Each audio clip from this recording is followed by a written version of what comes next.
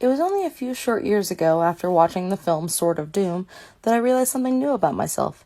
I love samurai films. I haven't seen all of them by far, but I've also yet to find one I don't like. They're really intense, but also somehow kind of soothing to watch. It's sort of like watching a living painting. I don't know how to describe it, but I can't get enough of them. And today I want to talk about one I discovered last year that's quickly risen up the ranks to become one of my all-time favorites, 1962's Harakiri. In a time of peace, many of the samurai houses have been disbanded, leaving the warriors masterless. An aged samurai arrives at a palace of a still active clan and tells them he has nothing left to live for. He wants access to their courtyard to commit harakiri so that he can die with honor. They allow him inside, but are immediately suspicious. Stories have been going around of Ronins doing this at various houses, really just looking for money or work or some kind of charity.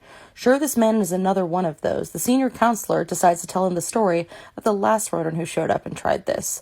How even after they examined his equipment and realized he was a sham, how even when they noticed that his sword was made of bamboo, they still forced him to go through with the act and committed to him to disembowel himself with his wooden blade.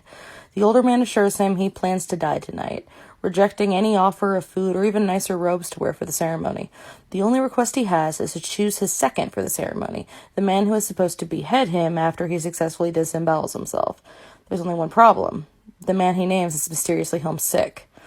When he's told this news, he's upset at first, but eventually does come up with another option, and then another, after they realize that both these men are also supposedly homesick. So the counselor sends a messenger to see if any of them are willing to come. While they wait, the old man begins to tell the story of exactly what led him here, and reveals that he may be more familiar with that Ronin from the story than he originally let on.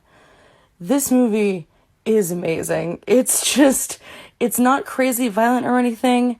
The lead actor is unbelievable. He was also in Sword of Doom, my first samurai, and is in my favorite samurai film, Yojimbo. Samurai movies, for some reason, to some people seem to be kind of, feel like they're hard to get into. I really recommend this one because it's a smaller story.